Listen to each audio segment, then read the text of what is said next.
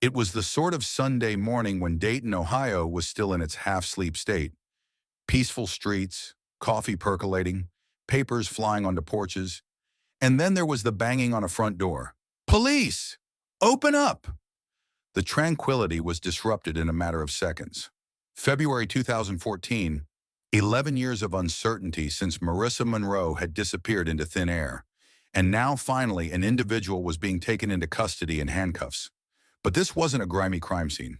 The arrest took place at 1352 Maple Street, a quintessential colonial house with white shutters and neatly trimmed hedges.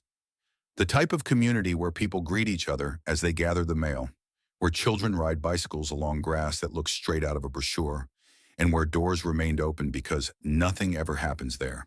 And the one being taken in, not some vagrant, not a name from a wanted poster, but Professor Thomas Whitfield, department head at the university's biology department, a mentor, a researcher, a man respected by generations of students. When the word got out, shock spread through town. Curtains fluttered, neighbors whispered among themselves, mothers clutched their children closer. Not Tom, they said. There has to be a mistake. But it wasn't an error. Detectives had finally discovered what actually happened to 22-year-old Marissa Monroe on that fall evening back in 2003, after over a decade of dead ends and broken promises.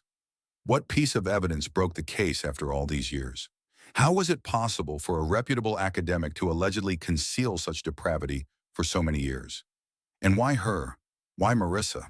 The responses, as you shall shortly discover, are nothing short of sinister. Take a brief moment to click that subscribe button before we get started. Once a week, we investigate real-life enigmas, cases previously stuck in time that ultimately achieve justice. I assure you, you won't want to miss one. Now let's turn the clocks back to 2003.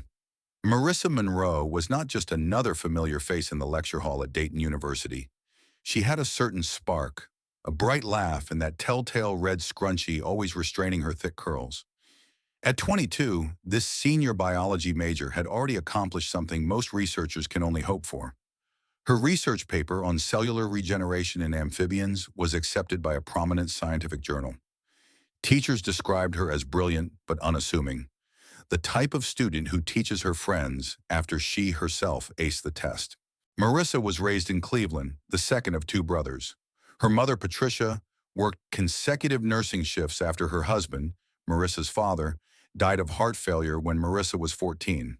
That experience defined her. She wanted to save other families what we endured, Patricia once said to journalists. Each step of her educational path was leading in that direction.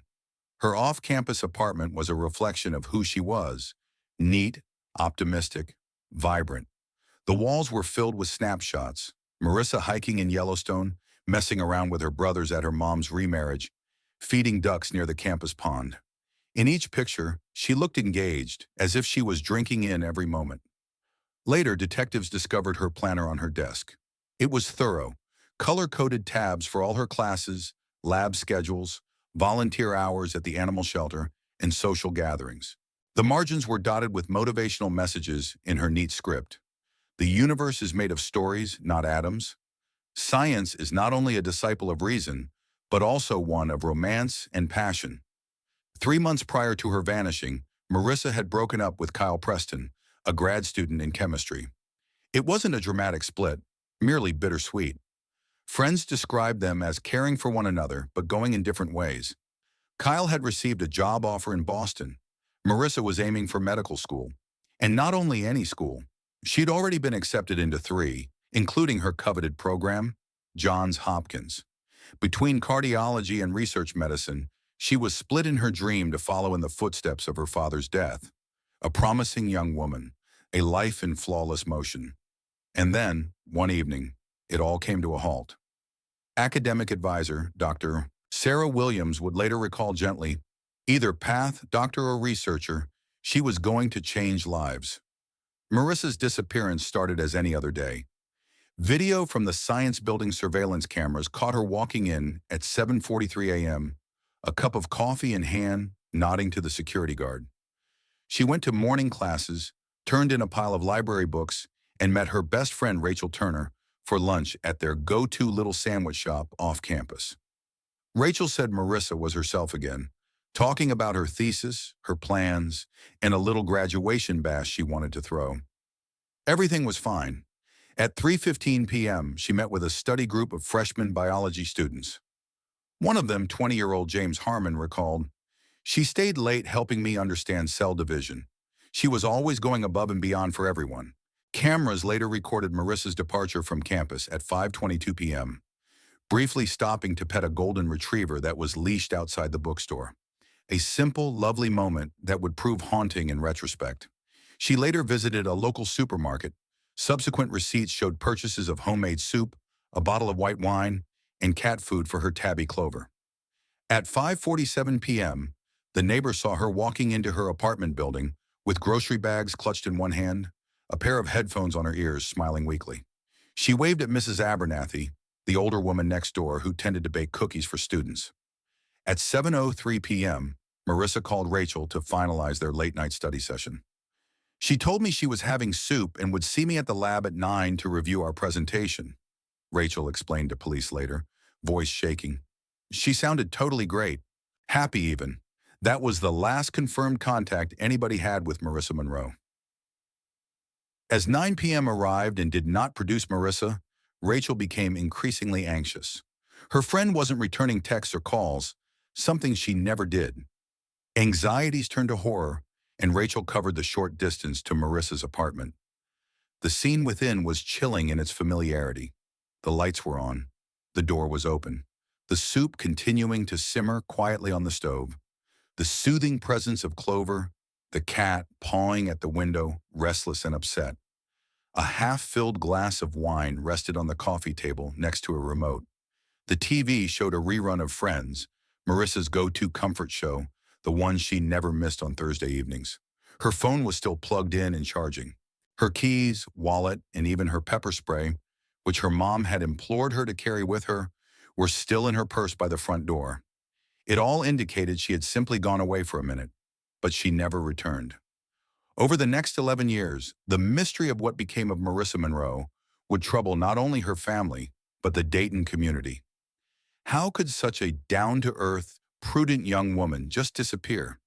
Who would want to hurt someone characterized by all who knew her as kind, smart, and relentlessly considerate? When the truth finally surfaced more than a decade later, it would shake the city to its core. Have you ever heard of this case? Or maybe one like it where you live? Let me know in the comments. Stories like Marissa's often slip past national headlines, but they leave deep scars in the towns where they unfold. Thursday, October 16th, 2003, 7:26 p.m. A stinging autumn gust shook the windows of Marissa's third-story apartment. Weather records indicate the temperature had plummeted to a crisp 38 degrees, unseasonably chilly for mid-October. A drizzly mist obscures the streetlights on the outside, their light reflecting off wet pavement and warm amber streaks. Within apartment 3B, the comfort of home sketched a greatly different picture. Marissa stirred her grandmother's vegetable soup, the heady aroma of thyme and rosemary wafting through the tiny kitchen. She dressed in her comfortable gray Dayton University sweatpants and one of her big blue hoodies. Her damp hair was piled back in that red scrunchie, which still smelled of a shower. And at 7:31 p.m., phone records indicate she texted her mother a brief report, "Presentation prep tonight." A simple, mundane message, one that would be the last her mother would ever receive. "Call you tomorrow. Love you." Those were the last words Marissa ever texted her mother. Ordinary, simple, comforting. And yet, over the years to come, Patricia Monroe would replay them 1,000 times, looking for a secret meaning, a hint of discomfort, something that might have warned her. But there was nothing, only love, and the reassuring ordinariness of a Thursday evening. 7:42 p.m., security video from the lobby of the building recorded a pizza delivery man delivering an order to apartment 2A. Nothing out of the ordinary there. The same video assured that nobody else came or went through the front doors at or around that time. But investigators would later find something significant. The back emergency exit alarm didn't function. Anybody could enter or leave through it, totally undetected. 7:58 p.m., Marissa's laptop activity revealed her accessing her university email. She was downloading some scholarly papers, research on cardiac stem cells, appropriate for her thesis. At 8:02 p.m., she opened a final file, an email attachment from Professor Thomas Whitfield. The title of the message was Urgent. Please review before our meeting tomorrow. The message had been sent that afternoon.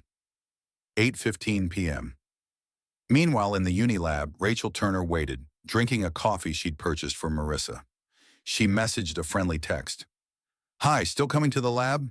Got us coffees. It was sent, but never opened. 8:23 p.m., Rachel phoned. It rang 6 times before going to voicemail. Hi, it's me. Did you drop off to sleep? We need to get the slides done tonight. Ring me back. She attempted again at 8:37, 8:42, and 8:51 p.m., getting no response each time. 8:55 p.m. Michael Grayson, a resident of apartment 3A, later reported that he had heard a commotion. Something heavy dropped. He didn't pay much attention. I thought she had dropped a book or something, he said softly later. I nearly knocked on her door to see. I wish to God I had. 9 p.m. At the lab, Rachel's worry had become terror. She gathered up her papers and stepped out into the rainy evening, her umbrella clinging precariously to life in the gusts. It was a 15-minute walk to Marissa's apartment. She phoned 2 more times en route, still no answer. 9:18 p.m. Security tape caught Rachel stepping into the lobby of Marissa's building, shaking water off her umbrella, looking at her phone over and over. You can tell from the grainy tape even the concern on her face. 9:20 p.m. She knocked. Nobody home. Knocked again, more forceful. Marissa, it's Rachel. Are you in there? Silence. She tested the doorknob, and to her surprise, it turned smoothly. Unlocked. That was instantly wrong. Marissa was careful, always locking up, even to pick up the mail. What Rachel discovered inside would haunt her for the rest of her life. The lights were on in all the rooms. The little TV was showing Friends, the episode where Ross and Rachel get together at last. There was half a glass of wine next to an open biology textbook and a yellow highlighter, still lying on the page. Soup was simmering quietly on low heat in the kitchen, steam misting the window. There was a wooden spoon leaning against the pot. Marissa's phone was charging in the countercharger. Her backpack was primly on the chair. Her wallet and keys were in her purse next to the door. The bathroom light was soft, towels still wet from her previous shower. And then, Clover. The cat was moving back and forth in front of the window, meowing loudly, scratching frantically at the glass as though trying to warn her. The whole apartment was like time had been halted halfway through the scene, as if someone had just stopped Marissa's life and wiped her out of the picture. Marissa? Rachel's voice called out, echoing in the tiny apartment. This isn't a joke. Where are you? No reply. Only the bubbles of the soup and the hum of the TV. 9:26 p.m. Rachel shook as she dialed campus security. Something's wrong, she said, her voice trembling. My friend, Marissa Monroe, she's missing. I'm at her apartment. Everything's here. Her phone, her keys, her wallet. But she's gone. Rachel's voice trembled as she spoke to the dispatcher. Following standard protocol, the operator gently suggested that maybe Marissa had stepped out for a moment and would return soon. Rachel's panic spiked. You don't understand, she cried. She would never leave without her phone. Never. And the food is still cooking. Something happened to her. 9:42 p.m. Campus security officer Kevin Bennett arrived, guided to apartment 3B by the building's night manager. The security footage shows him entering the building calmly, clipboard in hand. He took a hurried tour of the apartment. Everything seemed to be in order. Nothing overturned, no glass broken, nothing apparent that indicated a struggle. Didn't she mention meeting someone else tonight? He questioned Rachel. Rachel shook her head emphatically. No, we were going to meet at the lab at 9. She was cooking soup, then coming over. If she had changed plans, she would have texted, and she never leaves her phone. Never. By 10:15 p.m., Bennett's gut was screaming at him that something was wrong. He called the Dayton Police Department, officially opening the case. 10:38 p.m. Detectives Marcus Rodriguez and Sarah Lamont arrived. the start of what would turn out to be one of Dayton's most sinister missing persons cases. They saw at once what the campus cop had not: a tiny brownish smudge on the doorframe. The definitive word came later. It was blood, Marissa's blood. The bedroom window was open, out of the ordinary for such a cold night. And maybe most concerning of all, pepper spray residue on the carpet in the living room. That tidbit brought everyone to a standstill. Marissa's mother had bragged to friends that her daughter never left home without carrying that spray and knew precisely how to use it. If it had been used, something was clearly amiss in apartment 3B. 11:20 p.m., Detective Lamont made a call to Patricia Monroe in Cleveland. The official report indicates their call lasted 17 minutes. Lamont broke the news gently that Marissa was missing under suspicious conditions. Patricia had packed her car by midnight and hit the road, 3 endless hours to Dayton. She phoned her sons along the way, voice trembling as she begged them to join her there. October 17, 2003, 7:30 a.m. By morning, the news was out. The local morning broadcast: Dayton University student missing under mysterious circumstances. The journalist stood outside Marissa's apartment complex, police tape blowing in the chilly morning breeze. 22-year-old Marissa Monroe, a senior biology major, seems to have disappeared from her apartment last night. The police are asking anyone with information to report it. 8:45 a.m. The university president made a public appeal across campus to the students, encouraging them to travel in groups and be on guard. Additional security personnel were stationed throughout campus. Classes were technically still in session, but few students attended. Unease hung in the air. 9:15 a.m. An impromptu search party organized in the campus quad. Students, faculty, even neighbors on campus reported gathering, setting off in small groups to comb nearby parks, alleys, and woods. At the front of it all was Professor Thomas Whitfield, Marissa's thesis advisor. Calm, composed, sleeves rolled up. Cameras caught him coordinating with campus security, pointing at maps, directing volunteers. "She was one of our brightest stars," he told a local reporter, emotion thick in his voice. "We're going to find her." At the time, his dedication seemed admirable, heartfelt even. In hindsight, it would look far more complicated. 11:30 a.m. When Patricia Monroe finally reached Dayton, she was tired but determined. Police took her directly to the station, where she gave all the information she could: pictures, medical history, even Marissa's favorite rituals. "She wouldn't just disappear," Patricia sobbed. "Something happened to my daughter." Marissa's face was plastered on every channel in Dayton by noon. Posters covered campus bulletin boards. News anchors were referring to her as the missing face of Dayton University. Perhaps it was her vow and potential that attracted people. Perhaps it was the strange, frozen tableau left behind in her apartment. Everything in perfect order but her. Or perhaps, on some level, everyone knew this wasn't merely a matter of a college kid leaving to clear her head. Something more sinister had occurred, something no one wanted to believe. This was no longer a mere missing persons case. Something sinister had claimed Dayton. By that afternoon, police extended their search beyond the classrooms and dorms to the thick woods in the back of campus. K-9 patrols searched the underbrush, noses low, handlers trailing silently. There was a glimmer of hope for a moment when the dogs picked up a scent, but it only took them as far as the West Campus parking lot. There, the trail dissolved. It was the first solid clue that Marissa could have been abducted by car, and that whoever did it knew what they were doing. At 6 p.m., precisely 24 hours since Marissa was last seen, the case formally became a potential abduction. The FBI was called in to help. For investigators, that term, abduction, marked the difference. Later that night, when daylight had begun to fade, something remarkable occurred. With no official organization or prior planning, hundreds of students started congregating in the campus quad. By dark, more than 2,000 individuals stood shoulder to shoulder, candles lighting in the chilly October breeze. Rachel Turner, Marissa's closest friend, and the last to ever see her alive, came forward to address them. Her voice shook, but her message remained strong. "Marissa is the nicest person I've ever met," she said, holding back tears. "She's done something nice for each and every one of us at some time. Now we need to do something for her.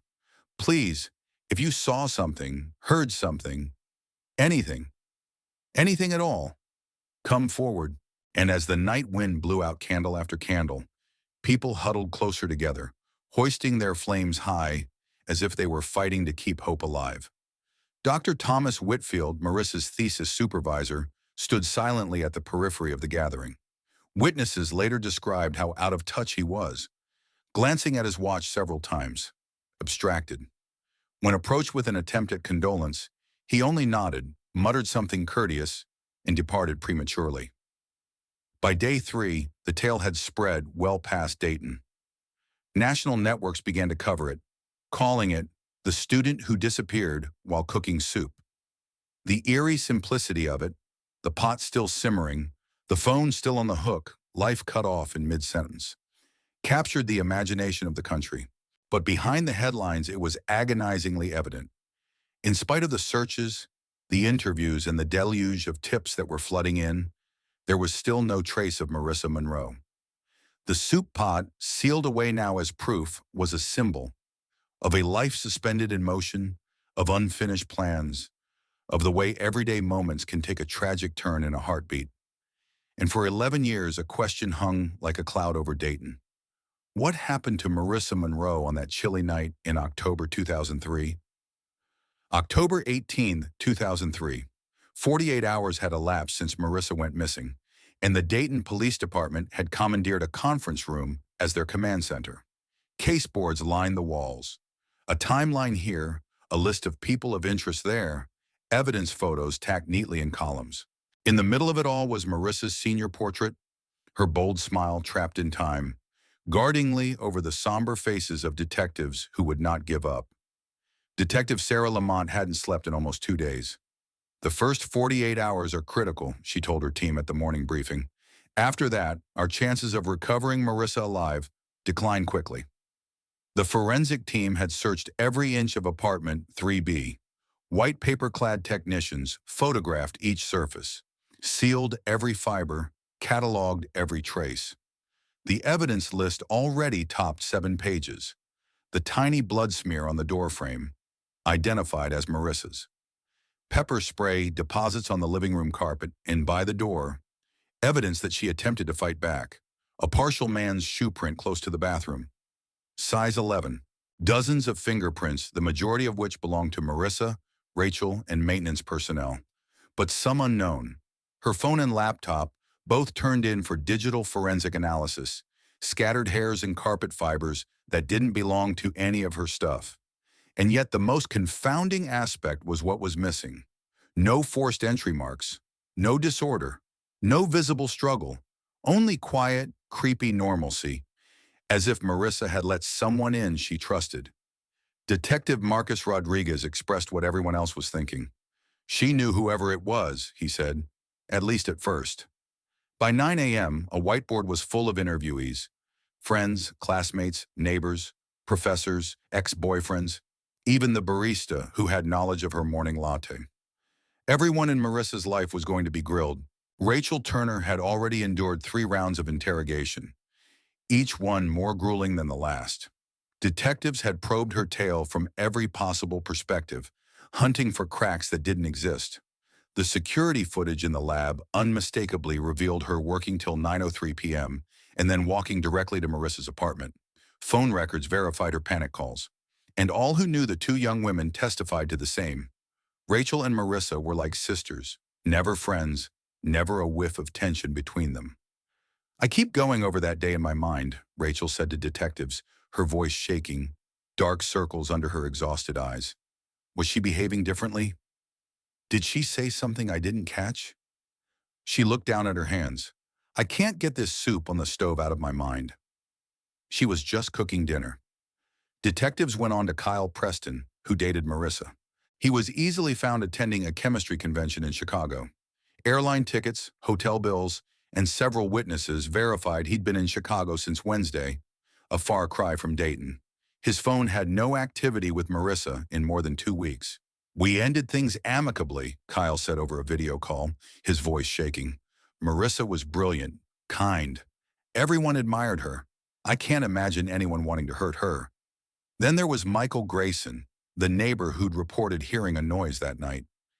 He was interviewed twice and his story didn't change. A dull thud from Marissa's apartment around 8:55 p.m. Nothing more. "I thought she dropped a book," he said quietly, guilt clouding his face. "If I'd just gone to check." By Saturday evening, investigators had a meticulous list of anyone entering or leaving the building between 7 and 10 p.m.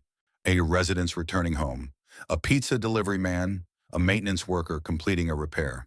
But there was one egregious issue, a 20-minute gap in the lobby's security footage between 8:40 and 9 p.m. "The system reboots sometimes," the building manager said sheepishly. "Every few days, just worse timing." The back emergency exit, the one with the defective alarm, was quickly a prime suspect. When the K9 units arrived, the canines tracked Marissa's scent from her apartment down the stairs and out into the rear parking lot, where it disappeared. There were tire impressions in the rain-moistened earth, but they were too smudged and interspersed with other prints to read. It was a dead end. At 4 p.m., Detective Sarah Lamont received the initial digital forensics report. Marissa's last activity on her laptop was reading comments on her thesis. An email from Professor Thomas Whitfield. Her inbox contained nothing out of the ordinary. No menacing messages, no strange new contacts. Her calendar reflected the scheduled study session with Rachel at 9 o'clock. Her search history contained nothing but her typical scholarly pursuits, recent studies on cardiac regeneration, and possible lab programs nationwide. Nothing indicated a young woman intent on leaving, not someone orchestrating an exit. Her bank accounts were also quiet. No withdrawals, no suspicious transactions. The most recent purchase on file was Thursday night at a local supermarket. By Saturday evening, the investigation had shifted to Marissa's professors. Most of them described her the same way. Driven, talented, highly respected. But one interview was different. Professor Whitfield's. "I can't believe this is happening," he said, raking his hands through graying hair. "I just sent her thesis notes that afternoon. She was on the verge of something extraordinary." When asked about their relationship, he described it as strictly professional, but close. "She was one of the best I've ever taught." His own alibi set him at home with his wife, working on papers. Mrs. Whitfield corroborated, although she added as a sort of aside that her husband had stepped out for a few minutes around 8 p.m. to deliver something to the department. That tidbit was noted. The timing coincided a bit too well with the time span of Marissa's disappearance. However, lacking evidence to tie him directly to the crime, they wrote it down and continued. By Sunday morning, the investigation was in short gas, and that's when the first false tip came in. The false tips rolled in and went away just as fast. First, a waitress at a roadside diner, roughly 30 miles outside Dayton, reported spotting someone who looked like Marissa early Friday morning. Hours of examining the diner's security tapes confirmed it wasn't her. Then a second tip. A jogger found a red scrunchie in the woods along campus. Dozens of officers searched the area for hours, praying for a lead, only to have DNA tests verify it wasn't Marissa's. A third false lead ensued. An anonymous tip reported a suspicious van around her apartment complex. It was tracked down, only to turn out to be owned by a plumber with documented proof putting him somewhere else in town Thursday evening. If you're following this story closely, now's a good moment to hit that like button. It helps more people discover this case.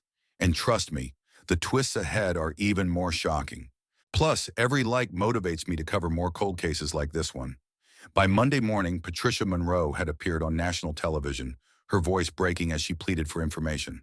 "Marissa means the world to our family. If you have any information, please come forward. We simply want her home." The FBI officially entered the case with more resources and expertise. Their behavioral science unit created an early profile. "This seems like a calculated abduction, not a random act," said Agent Rebecca Foster. The abductor probably knew Marissa's routine.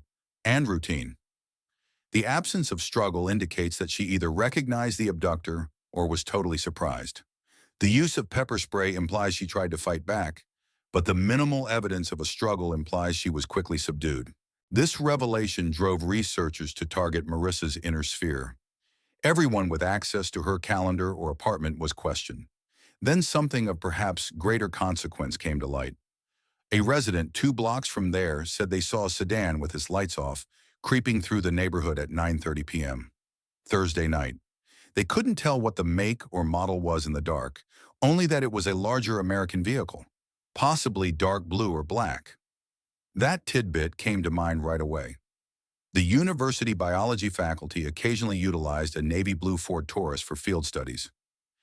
Generally kept in the faculty parking lot, it was available to various faculty members, including Thomas Whitfield. When asked about the car, Whitfield said he hadn't driven it in months. That Thursday night, he reported, he had been at home, except for a quick dash to campus. Security cameras at the main campus entrances didn't catch the Taurus in motion that night, although the rear service road wasn't covered. By Tuesday morning, day 5 of the investigation, people were getting frustrated. Hundreds of tips led nowhere. The wooded areas, vacant buildings, and waterways had yielded nothing. Marissa's bank accounts remained untouched. Her social media was quiet. The most chilling revelation came from forensic analysis of the blood smudge on her doorframe. Small in volume, the pattern suggested a head injury, not a minor cut or nosebleed. Detective Lamont wrote in her notebook on October 21st, "We're no longer looking for a missing person. We're looking for a body, but they were wrong. Marissa Monroe wasn't dead, at least not yet." As the weeks went by, autumn gave way to winter. The frosted over campus went silent as students departed for holiday vacation. Their smiles and chatter seemed to be an agonizing contrast to the round-the-clock vigil kept by Patricia Monroe, who had gone on indefinite leave from her nursing position and moved to a small Dayton hotel room in order to stay close to the investigation. By January 2004, the frantic daily briefings had dwindled to weekly summaries. But the case still wasn't solved, the darkness of Marissa's vanishing deepening day by day. By March 2004, news of Marissa's case dwindled to once-a-month briefings. The FBI task force, which had initially been assigned to investigate her disappearance, was redirected. Media vans that had crowded the sidewalks in front of the police department grew smaller, then disappeared altogether. Marissa's face, once a nightly staple on national television, was forgotten by the public. Another missing person among thousands of Americans. But for Detective Sarah Lamont, the case refused to let go. "There's something we're missing," she told her partner Rodriguez late one night. By April 2004, 6 months after Marissa vanished, Lamont and Rodriguez sat surrounded by case files, the photos and timelines etched into their minds. Every promising lead had evaporated. The navy blue Taurus, still no connection to Marissa. Professor Whitfield's short visit to campus that evening. Surveillance footage verified he went into and out of the science building in approximately 15 minutes, just long enough to leave off papers. The radius of the search expanded to surrounding counties and eventually states. Marissa's DNA and dental records were entered into national databases. Her case was profiled on America's Missing in May 2004, which prompted hundreds of tips, each followed up carefully, all with no leads. October 16th, 2004, the anniversary of her one-year disappearance. Patricia Monroe stood on the Dayton University quad, candles dancing in the fall breeze, flanked by hundreds of well-wishers. "My daughter is still out there," she informed the audience, her voice stronger than it had been in months. "Someone knows what occurred. Someone saw something. It's never too late to reveal yourselves." Standing behind her was Rachel Turner, who had put off medical school in order to assist with the search, and Professor Whitfield, who set up a scholarship in Marissa's honor, providing research grants for qualified biology students. Each year's remembrance ceremony became a Dayton tradition, a tribute to Marissa, a reminder of her memory, and a quiet reminder to any potential witnesses that the case was never closed. Every year, the audience decreased. Every year, Detective Lamont came, standing in the rear looking about, hoping the perpetrator would be among them, attracted by some perverse need to see the hurt they inflicted. Within 2 years, Patricia Monroe was a vocal voice for missing persons cases across the country. She established the Marissa Monroe Foundation, guiding families through the red tape and emotional maze of a loved one's vanishing act. "I couldn't save my daughter," she told a 2006 fundraiser, "but I can help others in her name." The third anniversary introduced a flicker of hope, a mysterious letter to the police with one ominous command: Check the lake. Ah, the massive search of Lake Sterling, 10 miles from campus, turned up nothing. Only a second wave of public fascination. The probe briefly flared and then ebbed into inactivity. In 2007, Detective Rodriguez retired. His successor, Detective Jason Miles, went over the case with new eyes, only to come up with the same discouraging dead ends. The issue, Miles noted, is we have a dozen theories but can't substantiate any of them. Did she go willingly with someone she knew? Was she abducted? Some random predator? Without any crime scene or body, we're left speculating. By the fifth anniversary in 2008, economic downturns had taken their toll on the police department. Budget restrictions relegated cold cases to the bottom of the list. Detective Lamont, then a sergeant, struggled to keep Marissa's file open, but it was like trying to swim upstream against a tide that valued closure rates and new crimes over long-dormant secrets. Dayton University transformed as well. The biology building where Marissa had spent countless hours working was renovated in 2009. Her laboratory, her former domain of ambition and discovery, was hardly recognizable. Despite the years passing, Marissa Monroe remained, not in the news, not in the police press releases, but in the hearts of loved ones. Students who came to Dayton University after her disappearance only knew her name on a memorial scholarship. Department Chair Whitfield, who had once taught her, would occasionally speak of her in welcome speeches as an example of what brilliant minds were cultivated through the biology program. Patricia Monroe, though, didn't quit. Every Christmas, she hung a stocking for Marissa. Every birthday, she sent a gift. Her Cleveland house became some kind of shrine. Marissa's room left intact just the way she'd left it on her last visitation. Her high school awards displayed proudly in the living room. Patricia made the rounds to missing persons conferences nationwide, her grief slowly becoming steely resolve. "The not knowing is the worst," she said to a reporter on the 7th anniversary. "Is she alive somewhere? Is she in pain? Is she dead? As a mother, I miss her every second of every day." The investigation never completely lapsed. Lamont would pull the files every few months, re-interview the witnesses, and re-examine the evidence. Advances in technology enabled forensic re-examination, but nothing new came to light. The blood on the door was still Marissa's, the partial shoe impression still did not match anything, and several fingerprints remained unidentified. In 2010, her case was explored in a 6-episode true crime podcast series called The Girl Who Made Soup. The podcast spawned a few new tips, such as a truck driver who believed he may have seen Marissa at a Kentucky rest stop early in 2004. Every lead, like many before, melted down when it was examined. The podcast did, however, bring Rachel Turner together with 3 other missing women's best friends across the country. They became a support group, gathering monthly by video conference to exchange the special, lingering hurt of a friendship left on hold forever. "Everybody expects you to get over it," Rachel said to a local newspaper on the 8th anniversary. "But how do you get over a conversation that never ends?" Marissa and I were rehearsing our presentation. She was going to bring her favorite highlighters. She texted she'd see me at 9 o'clock, and then nothing. No closure.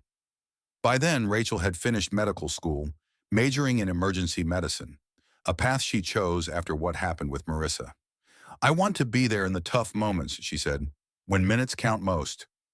Even years later, the case still tormented the detectives. Detective Rodriguez retired in 2007 and was replaced by Detective Jason Miles, whose new perspective discovered the same infuriating dead ends. "The issue," our Miles said, "is we have a dozen different scenarios, but can't prove any of them. Did she go voluntarily with someone she knew? Was she taken by force? Some random predator? Without any crime scene or body, we're stuck guessing." By the 5th anniversary in 2008, budget reductions stemming from the financial crisis struck the police department particularly hard. Cold cases became low priority. Detective Lamont, who had become a sergeant, struggled to maintain Marissa's file open, going against a system driven by closure rates and recent crimes at the expense of long-dormant enigmas. Dayton University had also changed. In 2009, the biology building where Marissa had spent countless hours working was renovated. Her lab was barely recognizable.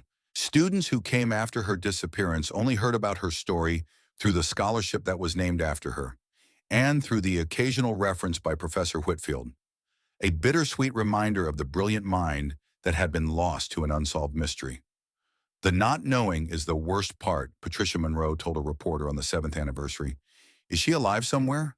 Is she hurting? Is she dead? As a mother, I miss her every second of every day. Year after year, the case never really went cold. Every several months, Lamont would pull Marissa's files, re-examine the evidence, and re-interview witnesses. New forensic technology enabled them to reanalyze, but nothing new turned up. The blood on the doorframe still belonged to Marissa. The partial shoe print still had no match. The unidentified fingerprints still had no explanation. In 2010, a true crime podcast called The Girl Who Made Soup covered her case in a 6-part series. It brought attention and a few fresh tips, such as a truck driver who believed he spotted Marissa at a rest stop in Kentucky in early 2004. Such was the fate of so many prior leads that it, too, had no substance. The podcast did, nonetheless, reunite Rachel Turner with 3 other acquaintances of missing women around the nation. They constituted a support group, meeting every month by video call, sharing the special pain of a friendship hung in perpetual limbo. People expect you to move on, Rachel said in a local newspaper interview commemorating the 8th anniversary. But how do you get past a conversation that never had an end? Marissa and I were in the process of planning our presentation. She was going to bring her magic highlighters. She texted she'd meet me at 9 o'clock, and then nothing. No closure. By then, Rachel had finished medical school with a specialty in emergency medicine, a decision heavily influenced by her experience with Marissa's case. I wish to be there in those crucial moments, she declared, when the minutes count the most. Professor Whitfield released a landmark 2012 paper on the regeneration of cardiac tissue, crediting Marissa's initial work in the footnotes. The paper received considerable attention in the scientific community, solidifying his status as a research pioneer. That same year, the FBI's Behavioral Analysis Unit revisited the case while studying long-term missing persons. Their report noted several unusual aspects. Marissa had no financial or personal reason to disappear voluntarily. There was still no body despite extensive searches, and the apparent abduction appeared highly controlled. According to characteristics, this case is more of a planned as opposed to an opportunistic crime, they concluded. The offender presumably had personal acquaintance with the victim and showed great self-control. Meager evidence indicates a person with better-than-average intelligence who was careful to keep in mind forensic countermeasures. By the 10th anniversary in 2013, Marissa's tale had achieved nearly mythic status in Dayton. Local high school kids wrote essays about her for criminology class. A bench by the campus pond, where she spent hours feeding ducks, was dedicated to her memory, with a small bronze plaque bearing these words, Marissa Monroe, forever curious, forever missed. That fall, the annual vigil attracted close to 1,000 individuals, many of whom had never met Marissa herself but grew up hearing her story. Patricia Monroe, now using a cane, but standing steadfastly, spoke to the quiet gathering. 10 years, she began, her voice carrying across the quad. 10 years of searching, 10 years of praying, 10 years of wondering. Someone in this community knows what happened to my daughter. It's never too late to do the right thing. Among the crowd, Detective Lamont, nearing retirement, stood by as Professor Whitfield wiped away tears throughout Patricia's address. For 10 years, she'd investigated each individual in Marissa's life and never found anything connecting him to her vanishing, except for circumstantial timing. Still, something about his mourning had always seemed to her to be performative instead of real. Just a feeling, she told her new partner when he questioned her continued focus on Whitfield. And in 30 years of police work, my feelings have rarely led me astray. As the year 2013 drew to a close, Marissa Monroe's case appeared to be yet another one of those unsolved puzzles that haunt the collective memory of a town for generations. Rumors passed down to new students at Dayton University, scary stories enveloped in urban legend. No one could have anticipated that within a few months all this would change. What time is it where you're watching from? Many of us find ourselves falling down true crime rabbit holes late at night. There's something about these unsolved mysteries that keeps us searching for answers in the dark hours, isn't there? Let me know in the comments. January 14th, 2014. A Tuesday like any other in Dayton, Ohio. Detective Sarah Lamont sat at her desk, retirement paperwork spread before her. After 27 years with the department, she had finally decided it was time to step away. But one case file still remained open on her computer. "You're still obsessed with that one, huh?" Her new partner, Detective Chris Wilson, muttered as he placed a coffee cup on her desk. Wilson was 32, the best and brightest of the new generation of detective. High-tech, high data, and not used to the intuitive, gut instinct method that had characterized Lamont's career. "Not obsessed," Lamont countered, "just unfinished." She couldn't quite put her finger on why Marissa's case had unsettled her for over a decade. Perhaps it was the life so brutally cut short. Perhaps it was the total lack of closure for Marissa Monroe, who continued to call the department each month. Or perhaps it was that nagging sense that the solution had always been there, waiting patiently to be discovered. What ensued next would subsequently be claimed to be due to luck, timing, and the inescapable process of technology. But those who knew Lamont would best appreciate it was also the consequence of a detective who just refused to forget. The department had just rolled out a new digital evidence management system. Every case file was being loaded into a central database that permitted cross-referencing and pattern identification that wasn't available a decade before. As part of this, the digital forensics team started going back through evidence in unsolved cases, like the minimal data recovered from Marissa's laptop back in 2003. Adam Jeff, the department's newest forensic digital expert, rapped on Lamont's office door that afternoon. "I have something in the Monroe case," he declared without introduction, "something we overlooked." In 2003, digital forensics was a relatively new discipline. Investigators had probed Marissa's email, browser history, and files, the ones that jumped out. But Jeff had looked further, lifting shadow data off the hard drive of the laptop. Temporary files the system automatically created and saved, never intentionally stored by the user. "It's an automatically saved copy of a document she was working on the night she went missing," Jeff said, opening the file on Lamont's monitor. "Stamped 8:17 p.m., just minutes before she disappeared." The document was not her thesis or research notes, as they might have hoped. It was a complaint letter in formal style, mailed to the Dayton University Ethics Committee. Lamont leaned forward, her coffee forgotten, as she read the first paragraph. "I am writing to officially report concerning behavior and academic dishonesty by Professor Thomas Whitfield. For the past 6 months, what started as a professional mentorship has progressed to awkward personal overtures, and most recently, the plagiarism of my research without credit." The letter went on, outlining individual incidents, uninvited touches in lab classes, late-night messages that had nothing to do with school, insinuations that her future recommendations were contingent on her compliance. Most damning was Marissa's accusation that Whitfield had authored a research proposal to a top-tier medical journal based largely on her work, crediting her, but only as a secondary author.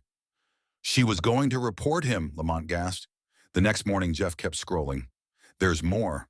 Attached to the draft was a folder of evidence: screenshots, text messages, emails, documents showing inappropriate comments disguised as academic feedback.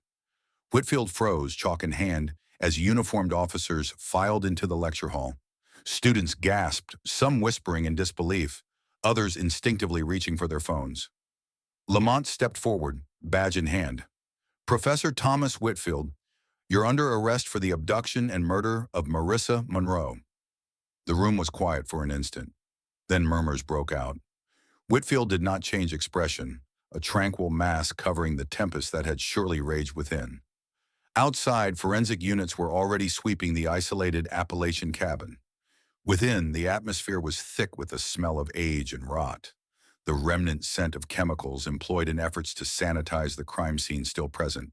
Detectives soon found a concealed basement space outlined in Whitfield's online diary. There, wrapped and hidden, were pieces of Marissa's personal life: her red scrunchie, notebook, and, horribly, her corpse. It was a gruesome yet systematic scene, validating the terrifying chronology Whitfield had documented. DNA analysis confirmed the remains. Marissa Monroe. The enigma that had plagued Dayton for 11 years was over. Over the next few days, authorities reconstructed the complete story from Whitfield's encrypted diary. How he had enticed Marissa under the cover of intellectual guidance, how fear and compulsion escalated into brutality, and how he cleverly stage-managed appearances for more than a decade. Each honor, each published study based on her work, each scholarship in her name he had publicly endorsed, all a clever ruse. The town was shocked. Mothers held children close, students silently cried in class, and co-workers hushed that one so well-respected, so evidently committed to the development of young scientists, could be so filled with darkness.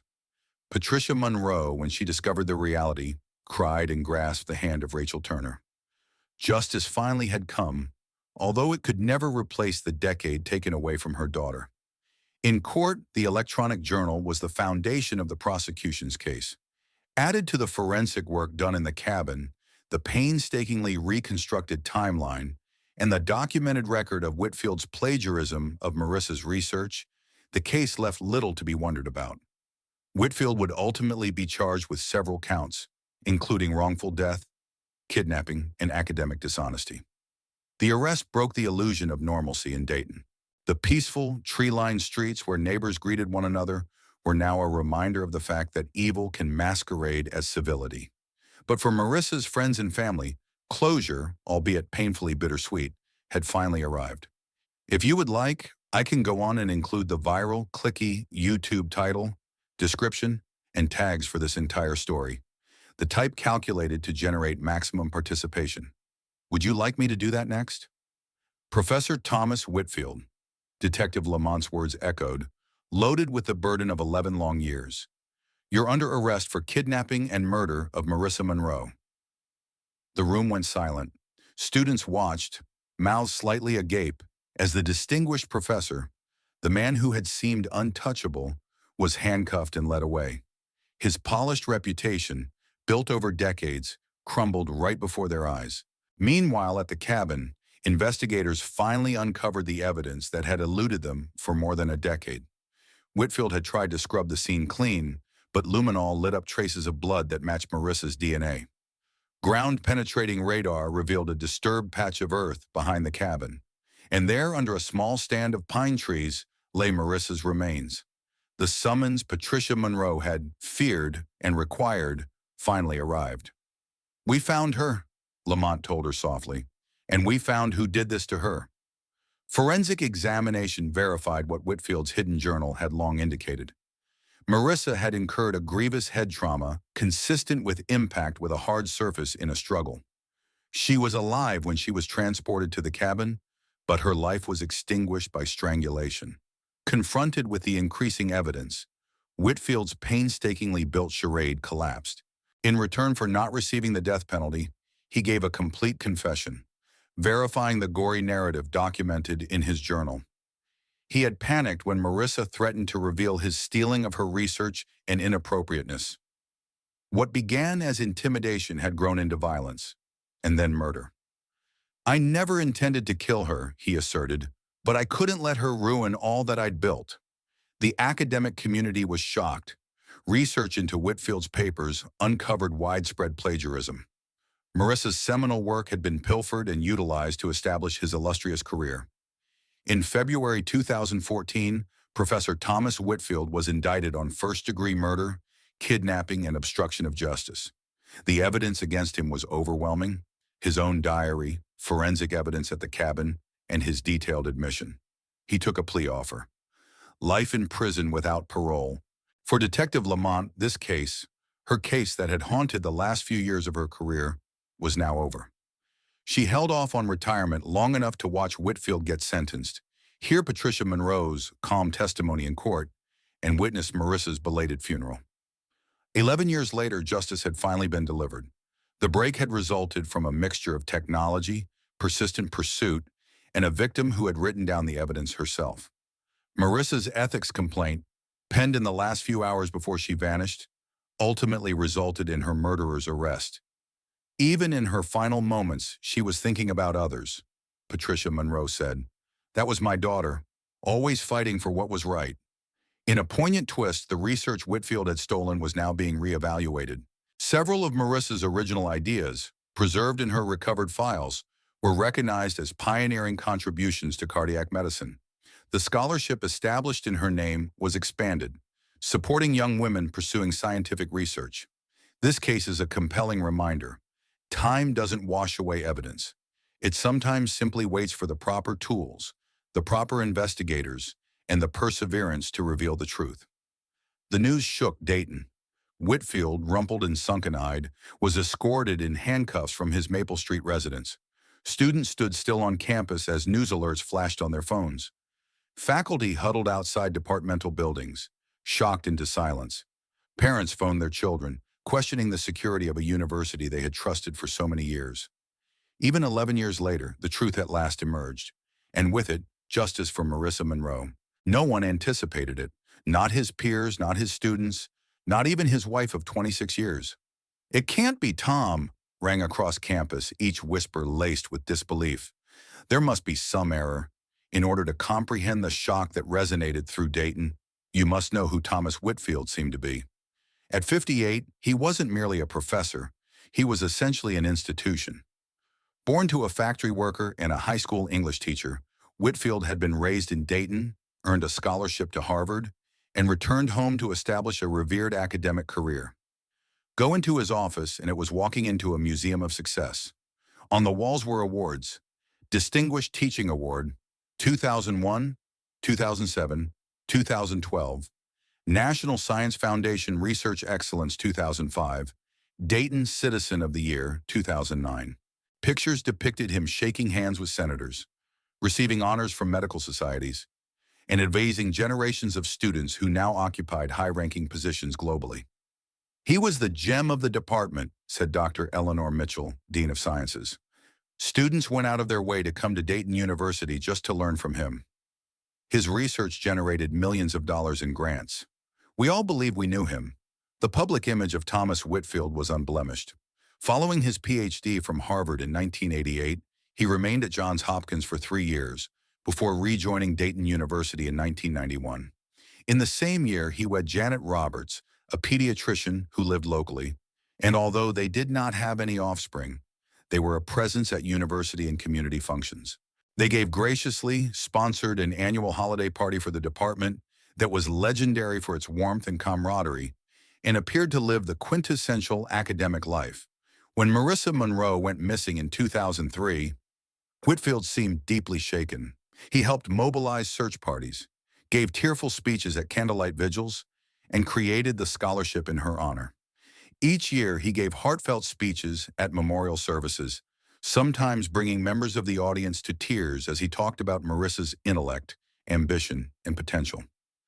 "He talked about her like a father who's proud," one faculty member remembered. "None of us doubted his sorrow. Why should we? She was, after all, his star pupil." But later, investigators exposed just how meticulously Whitfield had sculpted this public image. Previous students testified that he made a conscious effort to mentor female students in open spaces, leaving office doors ajar, never blurring even the hint of impropriety. His social media accounts were strictly professional, highlighting research and university activities, often including his wife as the epitome of domestic bliss. But beneath this suave veneer existed another Thomas Whitfield, a side carefully kept out of sight. Within weeks of his arrest, detectives were piecing together a sinister pattern. Marissa Monroe wasn't his first victim of abusive behavior, merely the first to make good on a threat of exposing him. Women who had studied with him, now dispersed throughout the nation, emerged with tales they'd never before related. Veiled comments posing as academic criticism, gratuitous physical contact during lab work, suggestions that their academic destinies hung on keeping him happy. "I thought it was only me," one former student informed investigators. "He was so well respected, and I was only a sophomore. Who would have believed me?" Still more unsettling was the manner in which Whitfield had used Marissa's disappearance to shield himself. By positioning himself as the bereaved mentor, he established a character beyond reproach. Who could suspect the professor who had created a scholarship in her memory? Who could question the man who gave such moving speeches at her memorial services year after year? His online journal showed the calculating, cold face of this fraud, Posts on the anniversaries of Marissa's vanishing brought to light a man consumed by appearance instead of grief. April 18th, 2004, 6-month anniversary, talked about M's possibilities, her work ethic, brought in the photos from the lab. Janet afterward commented on how touched she was by my clearly displayed mourning. If only she was aware that it was relief. October 16th, 2008, 5 years today. Even in text, he recorded his cautious performance, keeping up the pretense that had kept him out of suspicion for over a decade. The crowd was reduced that year, but Marissa Monroe remained, still looking, still not letting go. Detective Lamont watched the crowd closely. Did she know? Perhaps. But the tale had already caught on. The grieving mentor mourning his brightest pupil. No one doubted it. Inspectors soon discovered the sinister extent of Whitfield's ruse. He had leveraged his roles on university committees to view Marissa's school records, research documents, and even her email account once she vanished. Bit by bit, he had reaped her concepts, spinning them into his own work without leaving any record of his pilfering. He didn't just steal her life, Marissa Monroe would afterwards declare. He stole her mind, her findings, her future contributions to science. He cultivated a reputation on what she never had the chance to finish. The most astounding aspect? Whitfield himself had remained in sight all along. He'd been interviewed over and over again, provided DNA samples willingly, been disappointed when the case went cold, and even displayed guarded hope whenever leads emerged. He'd played the role to perfection. His wife, Janet Whitfield, fainted upon being told the truth. Their union had been a cornerstone of his respectable image. Investigators did verify she was unaware of his offenses, a sad victim of his masterful deception. He compartmentalized everything, said forensic psychologist Dr. Rebecca Hansen. His scholarly persona, his marriage, his community involvement, all fronts. Behind them was a man who would take a life to safeguard his reputation, then use that same crime to enhance his standing. It's a degree of calculated dishonesty seldom witnessed beyond clinical psychopathy. The response of the community shifted from shock to deep betrayal. Students who had worshipped him felt betrayed. Co-workers questioned all previous interactions. Parents called for answers from the university. Whitfield had been operating in plain view. Most predators stay under the radar, Lamont said during a press conference. Whitfield sought it, but selectively, managing the message. He created such an appealing narrative that to challenge it was near blasphemy. The proof was irrefutable. In addition to his journal and the forensic evidence in the cabin, detectives discovered a tiny, chilling trophy, Marissa's red scrunchie, which had been placed in a locked box in his basement workspace. Serial predators tend to retain items that are linked to their victims, Detective Wilson observed sternly. The shock radiated far beyond Dayton.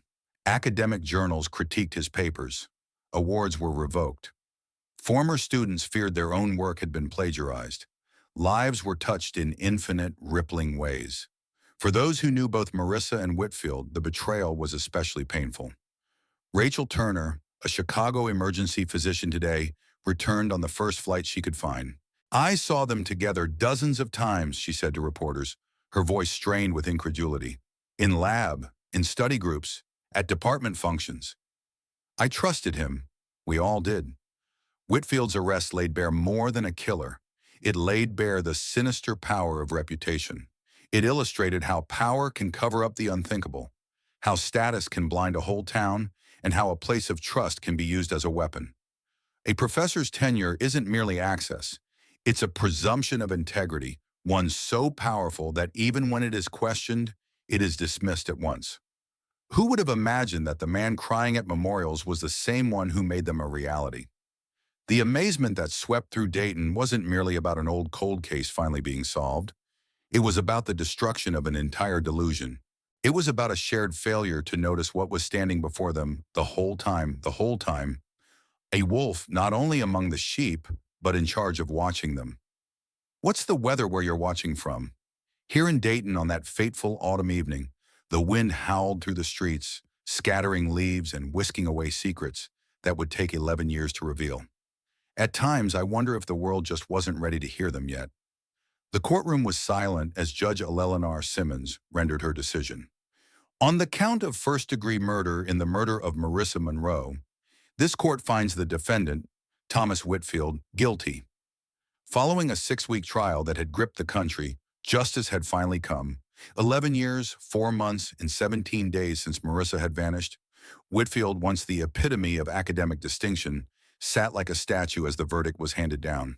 The eminent professor, who had strolled the university corridors with confidence, now stood to spend the rest of her life behind bars without the option of parole. The case presented by the prosecution, based on recent revelations of DNA evidence, digital forensics, and the damning journal writings of Whitfield, gave the defense no possible maneuver. For the Monroes, the verdict was both relief and new sorrow.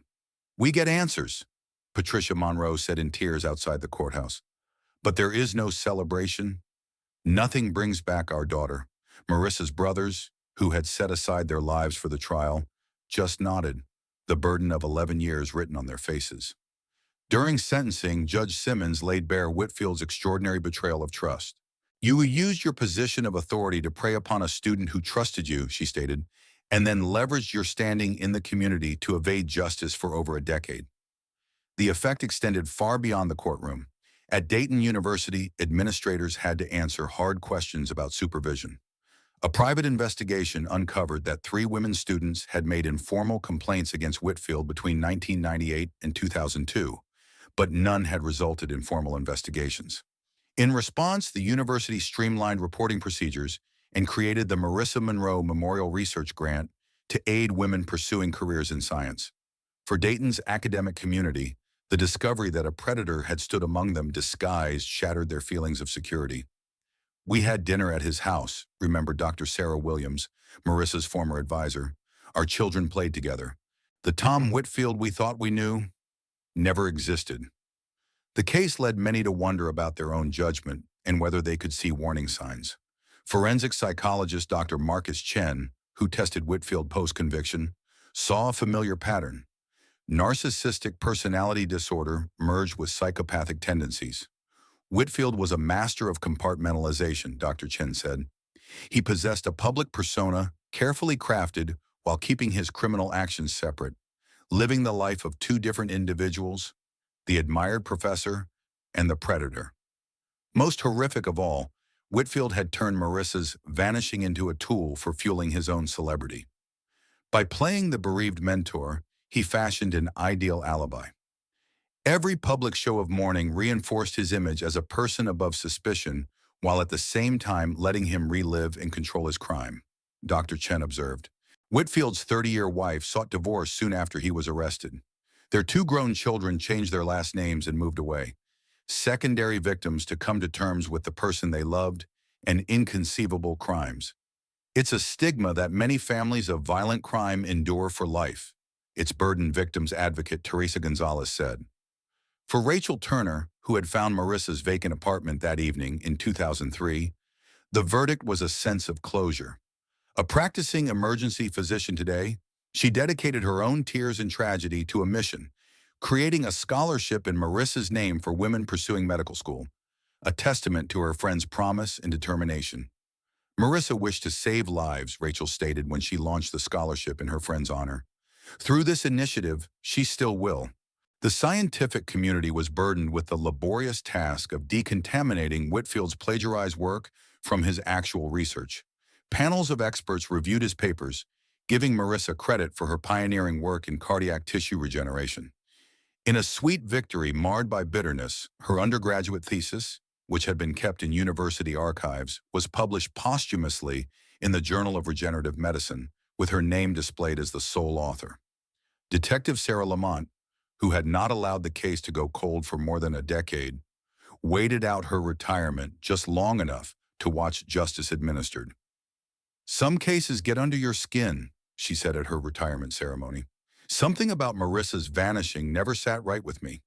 The evidence always seemed to point towards someone standing right in front of you." For Marissa Monroe, the resolutions came with an end to uncertainty, but not peace. 11 years of never knowing if your child is alive or dead alters you, she said to the court in her victim impact statement. All missing persons posters, all unidentified corpses on the news.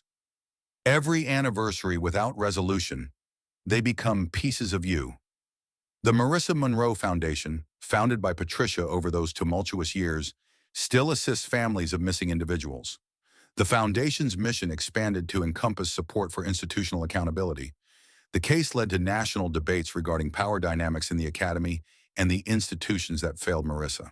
Colleges and universities across the nation examined their reporting mechanisms and ethics codes, and several states enacted Marissa's Law, mandating mandatory investigation of all allegations against faculty, no matter how esteemed. For the first anniversary of Whitfield's conviction, Dayton University named a research laboratory in honor of Marissa. Its entrance plaque carries not just her face, but her words salvaged from her laptop.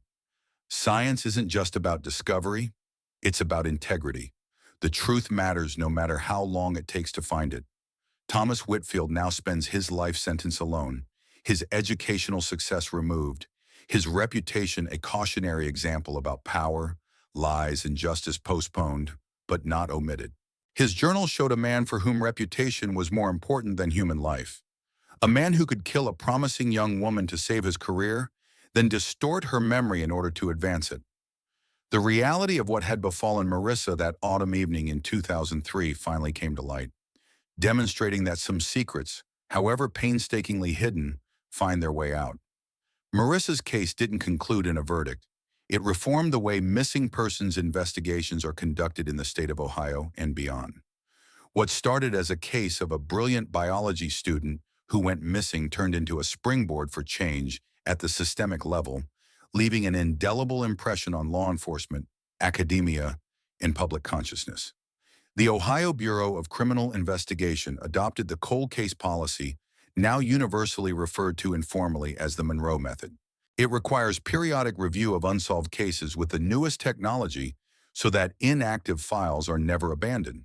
Digital evidence must be stored in a reanalyzable format so that it will be usable as forensic tools become available.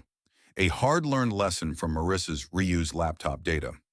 Who can forecast what technology tomorrow will uncover regarding evidence we gather today? Ohio Attorney General Melissa Harrington said, Marissa's case taught us that digital footprints linger long after others disappear. Detective Lamont's tenacity became legendary.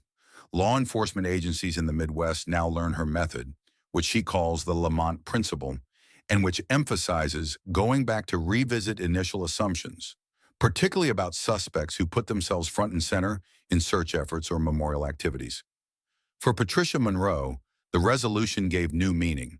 Her organization now teaches police-family liaison skills and lobbies for nationwide standardized procedures. No family should become detectives in order to locate their loved one, she says, and no family should wait 11 years for answers that could have been available sooner. Dayton University continues to confront its institutional failures. An independent oversight committee now reviews all faculty complaints, regardless of tenure or reputation. The annual Marissa Monroe Ethics Lecture brings leading voices in academic accountability to campus, ensuring future students understand the importance of transparency. Rachel Turner, the medical student who had found Marissa's vacant apartment on the night of 2003, now speaks to medical students voluntarily, reliving her experience to emphasize the need for going public. Trust your instincts, she urges them. Marissa did.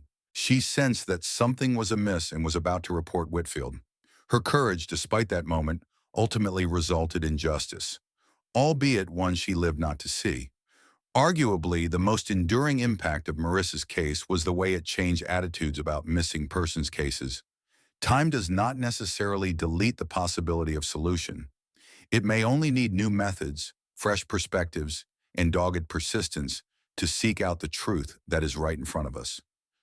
The red scrunchie that used to keep Marissa's curly brown locks at bay as she studied has become a symbol of remembrance. To this day, on every October 16th, students at Dayton University wear red scrunchies or ribbons as a tribute to her memory and to raise awareness of campus security.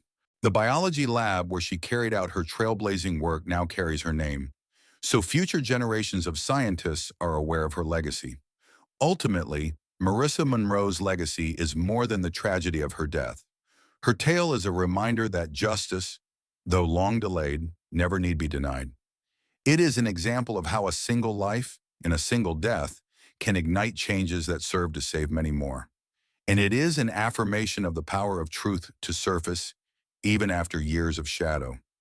Which cold case has plagued your town? Is there a book of unsolved crime that you believe needs attention and new eyes? Leave your ideas in the comments below. Your idea might be our next investigation, shedding light on cases long forgotten in the dark.